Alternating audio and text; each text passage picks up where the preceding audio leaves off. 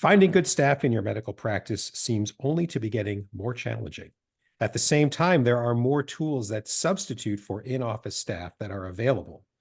Those tools should be helping, but sometimes they seem to make everything more confusing. My guest today runs a medical virtual assistant company. They help their clients deal with staffing shortages and make sense of the choices they have to fill them. And she's going to help us make sense of all of it today on this episode. I'm Carl White, principal at Mark Advisory Group, which is a healthcare marketing agency, and I'm also the host of Practice Care. The mission for both is the same, and that's to help private practice owners stay private. It's usually what they want anyway, but care is better when the providers of care are also the owners of the practice, because that way the same group of people or person, whatever it is, are making all of the decisions in the practice, clinical, business, financial, whatever it is. That way, those who are providing the care are making sure that the patients stay first. And that's, in my opinion, the best and the way it's meant to be. My guest today is Beth Lachance.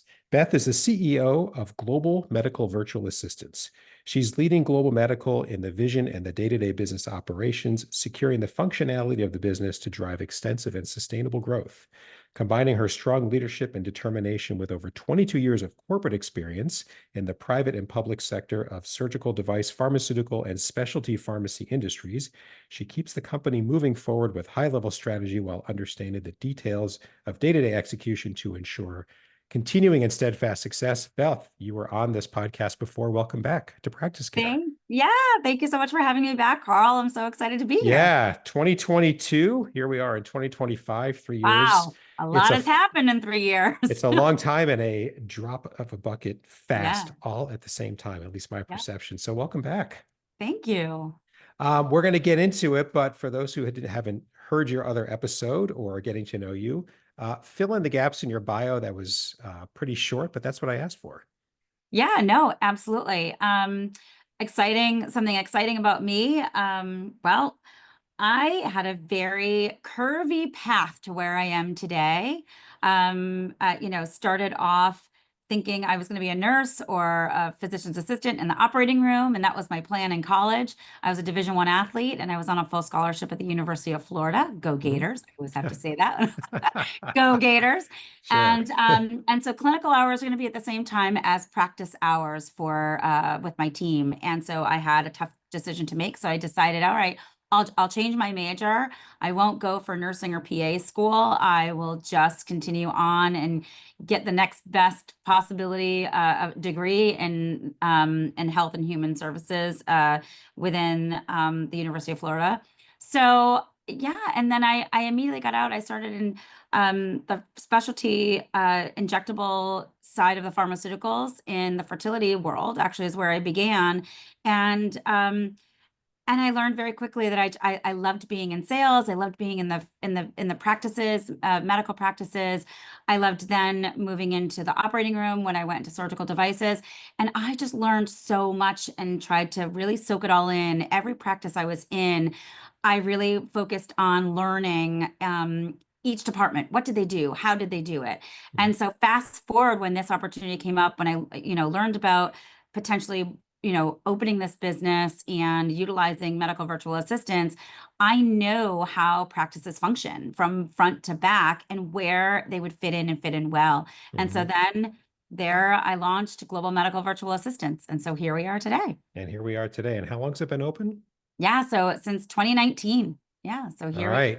6 years later. Pandemic, 6 years later. And so, yes. All right. So we talked in 2022, you opened just before the pandemic. When we talked in 2022, the thrust of the episode was, so where can a medical virtual assistant fit in? And the answer was many, many places. Yes. At the time, coming out of the pandemic, nobody could find anybody, right? And here we are in 2025, like just about the summer.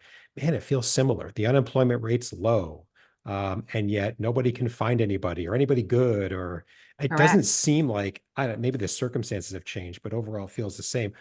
You're deeper in this than I am. Yes. Changes in the staffing landscape. Give us sort of the high level from then to now. What do you, what's it looking like? Great segue to that. Yeah, you're right. You nailed it. It is the same as it was coming out of the pandemic. There's still struggles with the administrative patient care piece, Hmm. finding the right talent. We're not talking about nurses or mid-level practitioners. We're talking about all the people around the practice that get a lot of the administrative work done. Those Hmm. are the pieces that are really, really struggling with finding talent and retaining talent in those roles. Hmm. And without those roles, without those people in those positions, the medical practices, everyone from the physician to the PA, to the APRNs, to the nurses, to the medical assistants are extraordinarily overwhelmed because they're doing a lot of the brunt work that has to happen with the administrative work around Yeah. patients. So the landscape hasn't really changed. As a matter of fact, it's continuing to get worse. We're seeing, in the United States marketplace, we are seeing over the course of the next 5 years, an additional 23% of the administrative patient care staff members will leave the industry. And so how are we going to backfill those roles? How Yeah. are we going to find people to be able to go into those positions? And that's really where medical virtual assistants, I'm, working and focusing really hard on making sure that we can fill those positions and fill them effectively. And so why is it so hard to find? Is it finding anybody, finding good people? And why are people leaving so much seemingly faster than they're being like what is happening? What is Is it happening? horrible work? Is it underpaid? What is it? I think all the above. It's burnout. It's dealing with patients, irate patients, emotionally difficult patients. The workload is extraordinary in patient care right now, Mhm. because there's just a high demand, especially within specialties and even in the primary care space. There's just such a high demand Mhm. from patients, and also the need to scale. Physicians are having to see more patients to make the same amount of money and drive the same amount of revenue in their practices. And so that means that all of those extra patients, sure, a doctor can work really hard and see 2 to 10 to 15 more patients a day, but and they can make that commitment. But what happens to the rest of their staff That's in true. handling that patient care? And so that's really what we're seeing. So a physician that used to see 25 patients in a day now is having to see 35 patients in the day to drive the same revenue they did 2 years ago. And they're doing it. I mean, they're making the decision to do it. And we have, and we're seeing the backload factor of what that looks like. Yeah. And so then all of that ends up being on the shoulders of the the administrative care that happens behind the scenes around that physician. And so just keeping people in place. And so what used to be, a $17 an hour position, having somebody, or even a $22 an hour position of somebody at the Yeah. front desk, that's not cutting it. We're having to pay 30, 35, 40, $45 an hour to have a Hmm. receptionist at the front desk to handle patients coming in and going out, and handle the phones. And it just is, it isn't possible off the Yeah. margins any longer. Yeah. And And yeah, I never thought, yeah, you're so right. So if you're happy doing, the administrative burden of 25 patients a day, now you're at 35 in the same amount of time. Yeah. And I just sort of think in like ratios. Like I wonder for every 15-minute patient visit, how many minutes of administrative drag, like, comes along. So if the doctor visit is 15 minutes, what's the what's the administrative burden? I'm sure it varies, but correct. it's not nothing. It's not nothing. Oh, there's quite a bit that happens. And most patients don't even realize what's happening behind the scenes once they leave the office. They get to see Yeah. the physician for that 7, 8, 10, 15 minutes. They Hmm. go out the door. But then the rest of the team around that physician, once the physician has their physician notes in the EMR, from there, everything else has to happen, whether it's Hmm. a referral that has to be created and sent to a physician if it needs to go out, that patient needs to see a Yeah. specialist, or ordering lab work, or having to then document the lab results that are coming in, calling, getting insurance verifications or prior authorizations and getting those done as well. And then the phones just don't stop ringing. Then we've got to call the Yeah. patient back, let them know about those results that just came in. So there's so much that happens behind the scenes around that patient, around that 15-minute appointment. There's Hmm. at least another hour and a half of potential administrative work that goes in around that individual patient. And that's existing, right? Then there's a new patient. Holy cow. Correct. Yes. Which we Well, all there's want, 25, right? yeah, right. There's 25 more in line, coming Jeez. in through that Yeah. day. So the team, especially a lot of the burden is falling on the medical assistants, and medical assistants are really, really struggling. And so they need additional administrative staff on the team to be able to handle some of that workload. Right. Which is a rolling out the red carpet for the next question. So Yeah. plug medical virtual assistants. Where can they fit in? Um, where can they fit in? What's a good use? What's not a Yeah. great use? Just help Right. us, Yep. because when you and I were starting, before we started recording, you were saying this pretty large client on the West Coast is blowing up. So Yeah. a couple of departments started and they see it, and now more departments are calling. And so this is not, listeners, this is not some new concept. And it's not this, oh, that doesn't apply to me. Please listen. And this Yeah. isn't a No. plug, but just a plug for the concept, because you can Yeah. either, The concept, you a know, real, bang your absolutely. head against the wall and be disappointed at the people who are close by, or maybe there's a way to plug this in addition. So Yeah, educate us, Beth. Yeah. oh, absolutely. Well, whether it's, patient access, that front desk person, or just handling phone triage. And this isn't just a phone tree. You have live people answering calls, sending either to the correct department, or even be able to handle that call right then and there. Do the patient cancellation for that call, reschedule the patient, scheduling appointments, handling everything and anything coming in for faxes. The fax review is definitely something that also takes quite a bit of time from the team, the medical staff within the practice. So just some of the referrals. I mean, sending referrals, accepting referrals, reaching out to get referrals so you can in the specialist field so that you can get that patient in for that appointment. Mhm. Um, consent forms. Consent forms for patients to be able to come in for that first Mhm. appointment, second appointment, or that appointment that happened the following calendar year, and they still need to sign consent forms for the new year. All of the work like that is possible for a medical virtual assistant to be able to do from afar. And then that's just front desk. Then Mhm. we're talking about the back office work, everything and anything within revenue cycle management that's happening. Insurance verifications are a huge lift.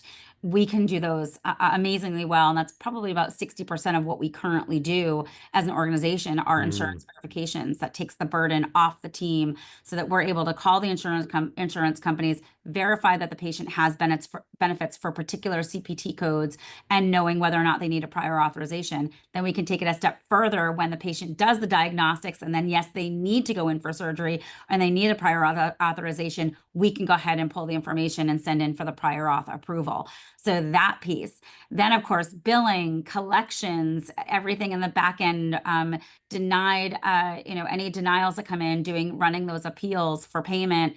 So, and then there's hundreds of other tasks that happen. Credentialing for new hires. We can do credentialing for them, onboarding, recruiting additional staff members. So even in the HR piece, we can be part of. So it is quite impressive. There's hundreds of different things. Where we are most successful, where you are most successful with placing medical virtual assistants is, and I like to call it paint by number. When we are all kids, do you remember those? We'd have Yeah. those little boards, or the notebooks you could flip open and you would paint by number. You'd be like, Mhm. oh, number one, you're painting with the green. Number two, Mhm. paint by number is key. If you can have a very, very clear, concise process from start to finish and have a very clear, concise workflow, Mhm. we can do it. A Mhm. medical virtual assistant can do it. Mhm. And that's where there's success. So how do you how does a company get plugged in? Talk about HIPAA, just, this is Sure. really high stakes, super sensitive information. Like how the phone call goes to you, like how did, not the nuts and bolts, but Sure. you Yeah. know, when it's all set up, it's, yeah, how does it, Yeah. you know, Well, first and foremost, all of our virtual assistants are HIPAA certified. So they go through a full HIPAA certification. So that's number one, okay. education and making sure they have the certificate, right? So that's number one. Mm. Then there's, of course, the full IT piece, right? We're remote. So you need to be Yeah. able to log into the EMR, log into the phone systems and the tools needed in order to perform their role. Um, the beauty of how we're different than other what would be considered the BPO industry, business process organization, how we are different is that We are not an outsource. You're not outsourcing the work. Mhm. We are additional staff members that we place with the practice, and therefore they are logging into your tools. They're getting login credentials directly from you. They're not, we're not storing or housing any patient information on our end. Mm. The virtual assistants are actually logging into the tools of the client and flying and doing the workflows there. Um, what we do here in an additional way to be able to make sure that things are locked down, meaning there's not any patient information going from one system to another, it's all staying within the client's tools, is that we have like an enclave of what we call like a blue box or an enclave on our VA's computers, which means all the work is performed within a closed environment. So there's no personal environment, there's no able, basically their system is on lockdown. They can't do screenshots, they can't download patient information onto their devices. They're working within that enclave that's protected, and then creates that additional layer to ensure that PHI is protected.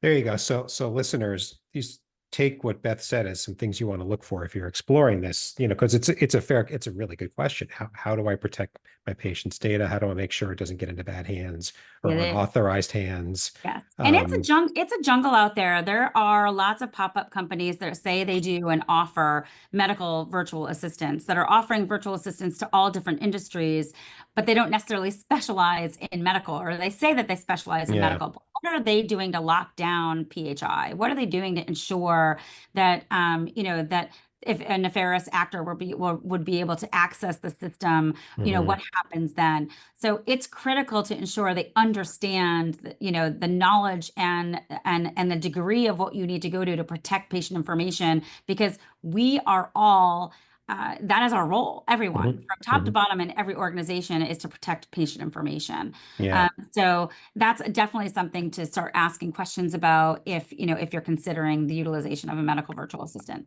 I could even picture if it were me, if I would either find or use, like if I was outsourcing my IT, I'd say, I need you to help me understand if this is a good setup or not, because I don't understand it well enough. But this is what I need. As I need as much security, I guess, as if they were sitting in my office with me.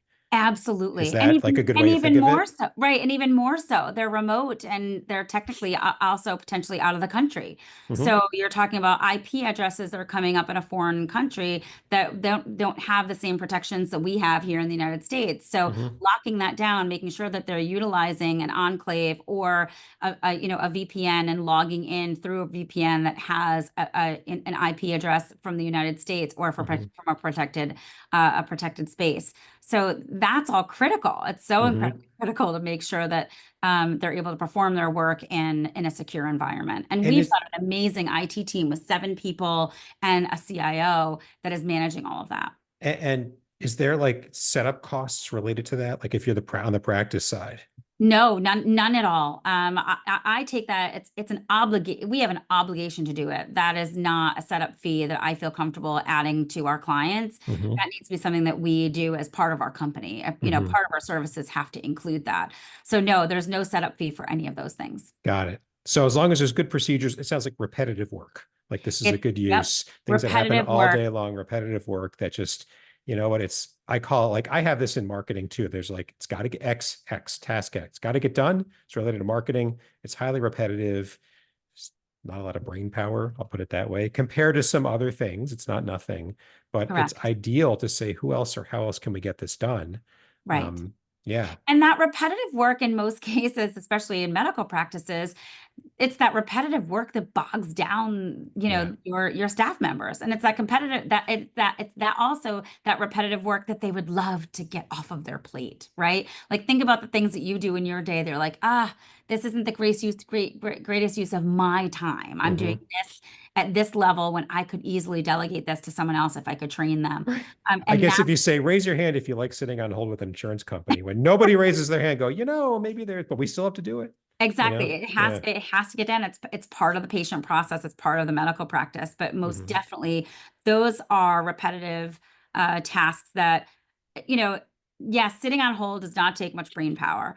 Being able to navigate the conversation with the agent from the insurance company to navigate and find out, are we getting the correct information for specific CPT codes? Hmm. Does it make sense for, for that particular payer group?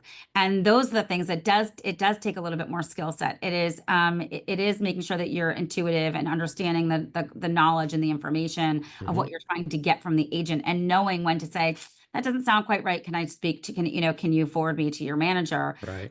And so that's where it does take. So it's not just simple as just getting off someone's plate. You've got to make sure you're putting it in the hands of a medical virtual assistant that fully understands Right. how to do the task and what to look out for. Right.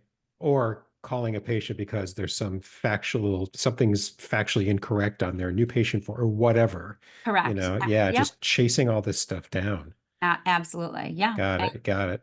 Yeah. Interesting. Um, since 2022, and we talked Yeah. last, this little thing called AI has Yes. shown itself. And my God, I mean, in my industry and marketing, and when I talk to people I know who are steeped on like more like the sort of administrative side of a practice, every service provider, tools provider feels they need to say, we have AI in Yep. order to, whether it's right or wrong, they're all doing it. And I just find it, um, it's more about, I don't exactly, but if you lined up 10 people and said, define AI, you get 10 different answers, which means, just because you say you've got it, but nevertheless, it's catching a lot of attention. It is. I feel like more than I've ever seen virtual assistants ever get this much attention. Yeah. AI and VAs, friend, foe, collaborators, can they work together? Like, help us break this. Because it just seems like, I'll bet you for every spare hour a practice has to say, how Yep. else can we get this done? More of it's being spent, looking at AI options than VA options. So, Correct. Yeah. you know, make sense of this for us. Yeah. No, thank you for that. Friend, not foe, and definitely a collaborator with Okay. AI, without question. Hmm. There is room in medical care for some AI components. Hmm. There has to be that human touch, and in many cases, there does need to be someone on the back end who is verifying the information and making sure that things are accurate. But also above and beyond that, there's so many moving parts in patient care. Hmm. Now, if we're talking basic numbers, right? If we're talking about anything that happens in accounting or looking at radiology reports over and over and over again and finding outliers, AI, absolute friend. But then what happens when those outliers come up? Then who are those going to? And Mm. more than likely, those results are going to someone who's going to have to manage that and then handle that. So there is always going to be that human component. So it really is up to the medical practices to decide, where does AI really fit in? Hmm. Making sure it's closed AI and not open AI. We can't have all this information out there. Yeah. It cannot be open AI. We're talking about patient information, results, and beyond, right? Hmm. So that closed environment. What I am seeing, because I'm paying close attention, because I'm in the human capital space. That's where we Hmm. are. We are Hmm. people. We are live Hmm. human beings doing the work. So I have to pay attention to what's happening out there. And there's so many different directions this can head. What I am hearing from my clients is the utilization of AI to automate some of the simplistic tasks that are redundant to the point of you don't need a human to have to do them. That absolutely has to happen and will be happening. Yeah. When it comes to direct patient care, having empathy, being able to have a conversation with a patient, we are still in the human component. Hmm. We need live human beings to be able to do that. So Yeah. where I see where it's a phenomenal collaboration is that we would be able to really deliver amazing patient care, white glove service to almost every patient.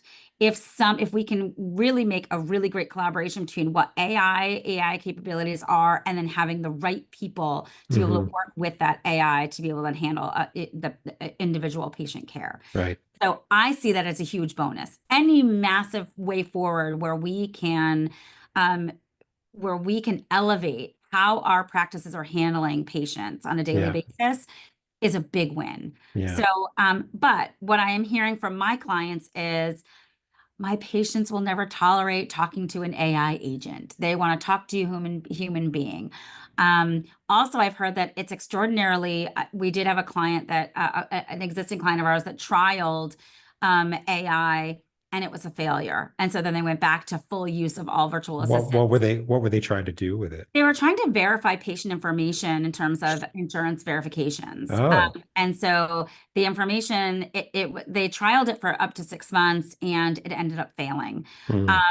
They didn't get into the specifics exactly with me, and I was really looking for the specifics because that's where we can learn from. Not to say that it can't get there, because I feel wholeheartedly, I do believe that we can get there with Hmm. things like verifying patient information with an insurance company on CPT codes and finding Yeah. out, do they have the Yeah. coverage? Can we do that through an AI agent? And I really believe we can. Hmm. Um, but I think that we will get there. Um, but there definitely is a great opportunity for us in the near future to eliminate a lot of the simplicity things that have to happen in Yeah. medicine, around administrative patient care, but there still will need to be a human component because we're, I've heard that. Yeah, like the human backup. So here's today's claims. Here's all the yep, paperwork. Go find the errors. And, there's like a human backup just in case. So it's like a quality control check of some yep. kind. I don't exactly know how, but yeah, AI can just pound through that large stack of, a lot faster. Right, through Um, results, right? Imagine yeah. labs coming in and lab results, and imagine how quickly something like an AI would be able to very quickly assess and tag it appropriately, right? This is an Mhm. outlier, not within seconds, Yeah. thousands of patient Yes. results within seconds. They would be able to do Yes. that.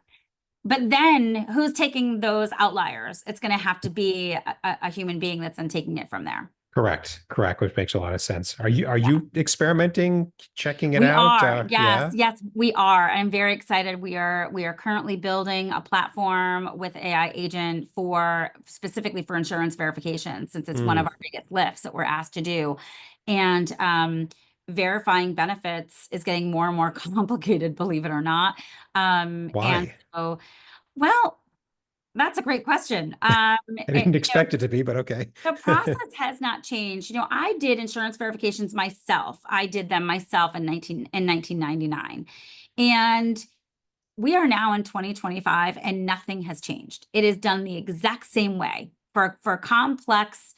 We're not talking about for a primary care physician practice. We're talking about a specialty where there needs to be a number of CPT codes that need to be verified that the patient has coverage or does not have coverage before moving Mm. forward with diagnostic care and then potentially moving forward from there.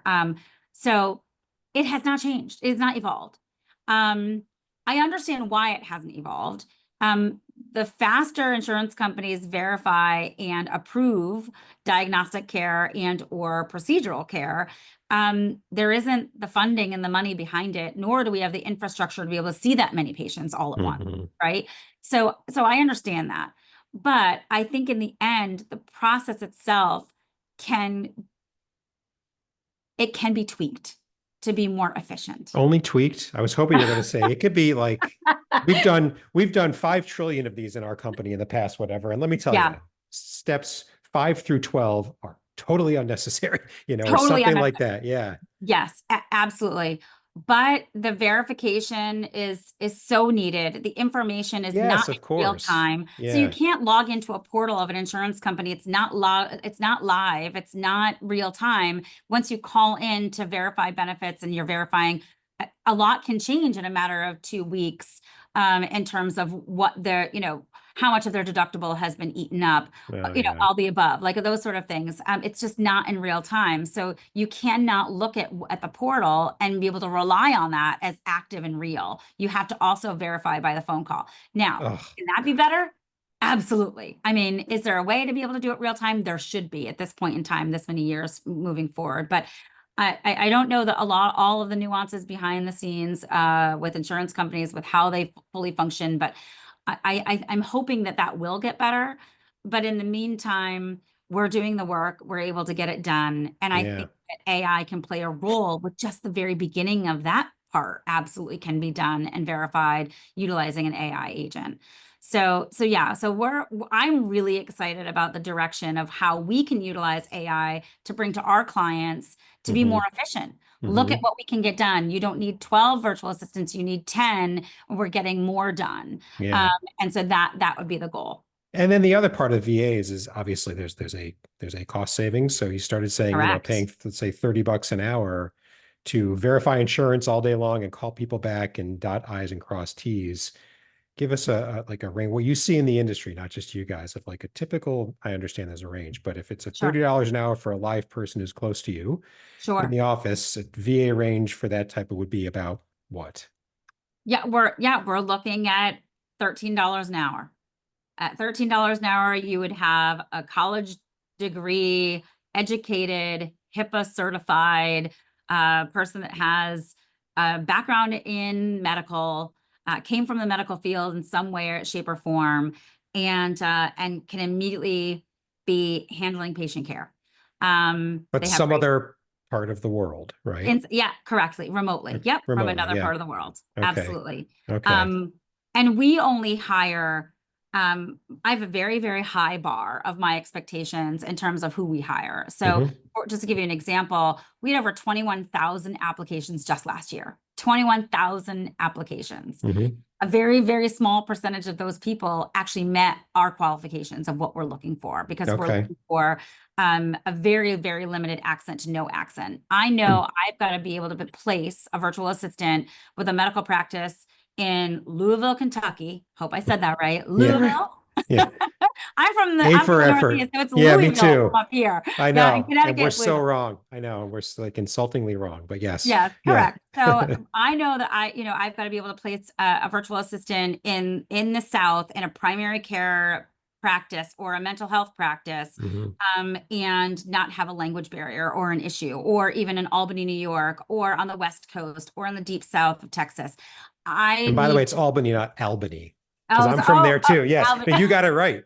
When I hear Yeah, yeah, Albany, I just learned like it's not worth, you're going to look like a jerk if you correct him. Anyway, but you right. got it right. Potato, Yes. potato, right? I know. Yeah, exactly. Yeah. Maybe it's So yeah, Albany, so Georgia, but it's Albany, New York. Okay. right, Albany, New York. Yeah. So for us, I need to know that we have the quality to be able to place a virtual assistant anywhere in the United States, and there not be an issue with language or understanding, and making sure that their fluency and their language abilities are very high. Hmm. Then, additionally to that, I expect everyone to have a bachelor's degree. So they have to have a bachelor's degree in nursing or something of the like, or they've worked in the medical field and have had a history of at least 2 years working in the medical field, whether it's Hmm. directly in a medical practice, whether it's remotely, whether it's working for an insurance company that's a US based insurance company, but they have their call centers abroad, Hmm. and any of the above. And so when you have 21,000 applications coming in, and if the language isn't there, Yeah. then we can hire. Yeah. And so our expectations are really, really high. Now, we have a lot of applications coming in from VAs that have worked or working at other medical virtual assistant companies, and they don't meet our qualifications. Hmm. Their language skills are just not quite there, or there's other missing and lapses that they just can't quite make Yeah. the cut. So, our level is definitely higher, I believe, than others, just based on applications that are coming in. Um, but beyond that, for $13 an hour, you're able to get somebody who is in place, who has all of those credentials that are necessary. We've already done the full background. We've already trained them. Now we have them ready for you. They're getting paid competitively. They get great benefits. They have PTO time. They also get, of course, healthcare benefits with insurance, for themselves and dependents. And so they're treated like professionals because they are professionals. And Hmm. so we want them to work like professionals. So more questions, listener, that, if you're thinking about this and you're thinking, what would it take to make it work? Obviously the people side, but, Beth raises some good things to look for. Correct. And you also said, so the professional side, the medical background, because if you had to train, there's two things you would need to train: the medical knowledge and then the administrative knowledge. I'd rather have somebody, I agree with you, coming with the medical knowledge. We can teach you insurance verification if you don't know it already, right? Right. And the other thing you said that it reminded me, for anybody who's sort of fence sitting, not that the insurance companies are the gold standard, but outsourcing to another country this type of work is not new. It's Correct. tried and true and well worn, like it or not. Yep.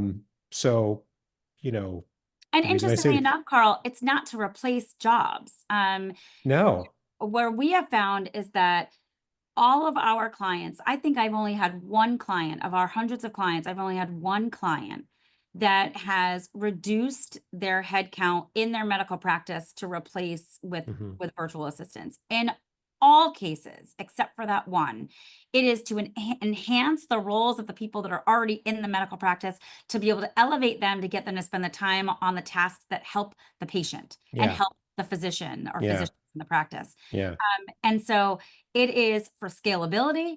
It's also to keep the really great talent they already have. They want to keep them. They do not want to lose them. So Yeah. let's get the busy work off of their plate and get them doing the higher level tasks that actually help with the direct patient care and the flow of the practice. Right. And yeah. And, to my private practice owner listeners and administrators, it's competitive and it's only getting more so for you out there.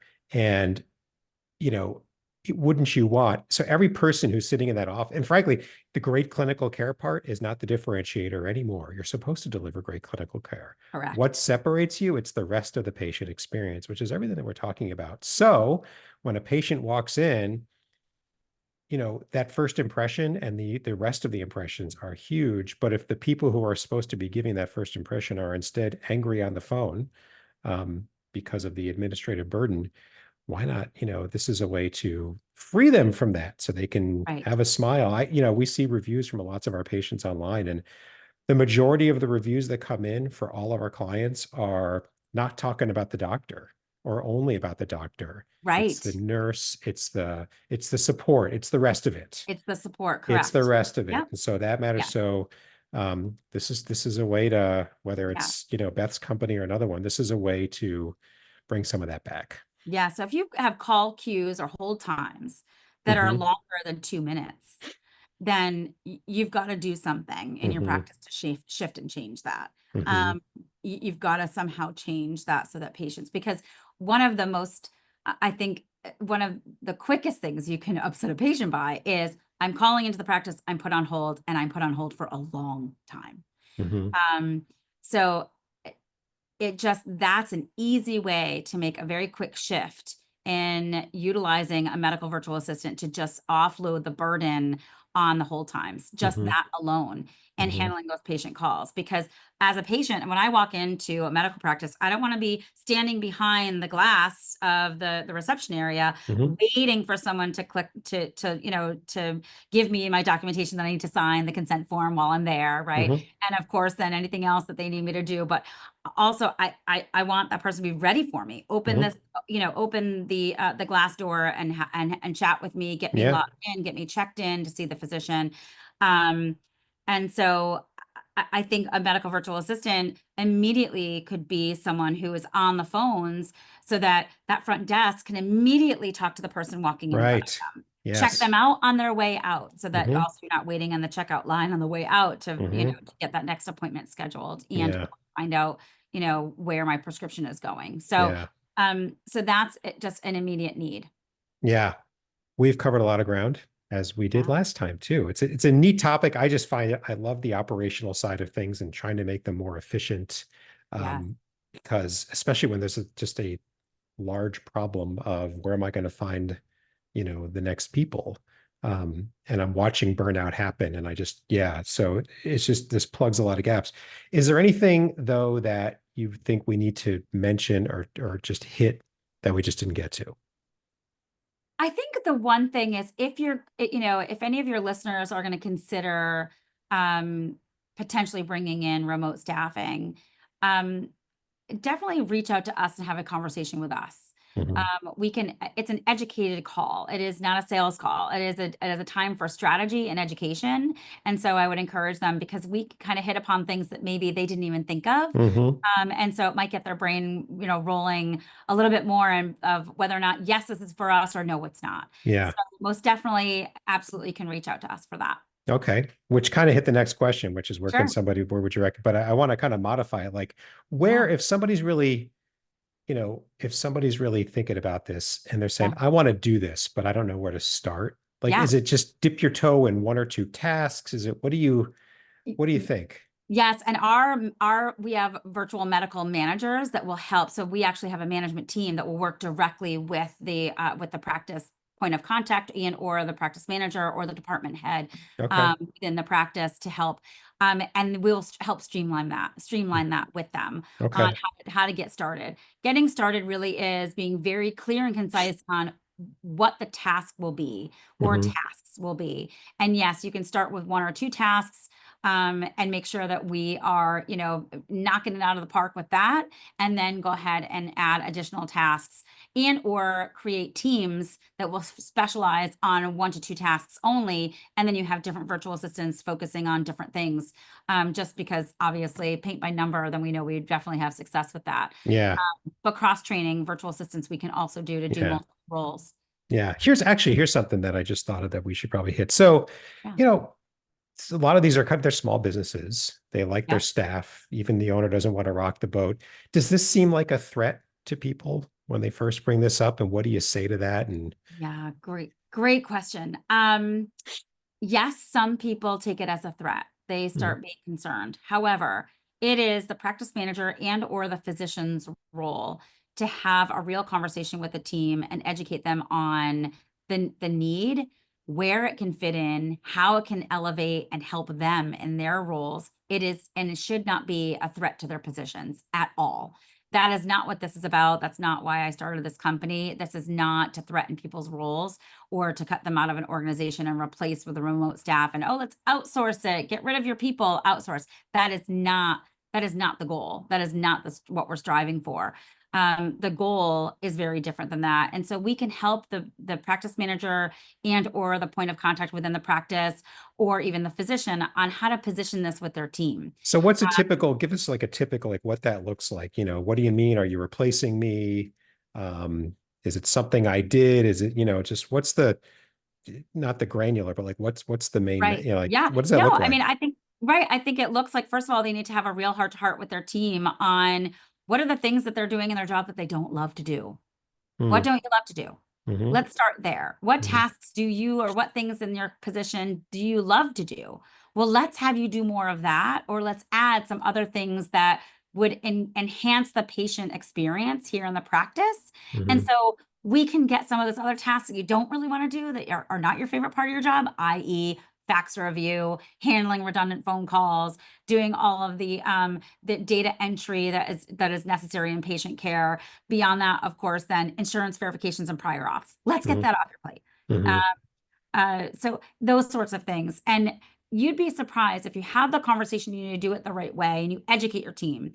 It is not a good thing to surprise your team and just say, this is what we're doing, and you add them to the team. That is not a good way. You have Yeah. to be able to communicate the vision, communicate Hmm. the direction you're trying to head in, and then your team will follow and be excited about it. Hmm. Because then once they get started with virtual assistants in the team, they can't imagine their life without them. I mean, And it's a then, massive shift. and so if you're not changing staffing levels and you're adding expense, right? That's what this. So is there like an ROI like discussion as well? Or does it needs to be like, your Yeah. no-show rate drops, or I don't know what, you collect faster, or Yeah, I mean, that was one of the exciting things about the conversation I had before before we got on this podcast was, Mhm. we got started with a very large health group on the West Coast, and what started as they had a problem. Their problem was their cancellation rates, and their cancellation rates were of a certain number, and so that meant that there were potentially 4,000 to 6,000 appointments a quarter that were being missed. And so Mhm. that's revenue lost. Mhm. So just our first 18 VAs helping with those cancellation rates and refilling those positions and getting those patients rescheduled or getting them to commit to, yes, they're going to come because they had not verified that they were going to confirm for the appointment. We're confirming the appointment. There is an ROI to that. There is a Mhm. return on investment. And because they saw that, wow, in the first 3 weeks, they already saw a massive difference in what their revenue stream is going to look like. Then they're Mhm. adding on 25 more VAs to do the same task. So there you go. So listeners, what could be triggers? Just staff burnout, even if you don't see it, like just 8 hours in a day, more work, it's believable. Or there's something on the patient flow side that just seems broken. And maybe these are, problems worth solving. Yep, You have to feel absolutely. enough pain, and that's a way to look. Beth, another great episode. we'll have you back in 3 more years and we can, what's new now? I'd love that. Yeah. Absolutely. I think there's gonna be a lot of changes in the next 3 years. So I Yeah. definitely will want to come back. Yeah, absolutely. Thank you for coming on the show. You gave us contact information so we'll put those all in the show notes. That'd be Anybody who great. wants to contact you now, they have another way to do so. Two Yeah. quick points before we wrap up for this episode. Regular listeners have heard this. Please, first, subscribe to Practice Care if you haven't. Practice Care is easy to find. One word, we're everywhere. We do a new episode every week, and the easiest way to stay up to date with those is if you subscribe. And then also, second point, if you're like Beth or us, you serve private practices, or if you are a private practice owner yourself, you've figured out something on the business side of private practice. We want you to come on Practice Care and tell the world about it. In the show notes for this episode and every episode, there's a link. It's so quick and easy. Just tell us what's on your mind and we'll get you scheduled ASAP. Thanks very much. And until next time.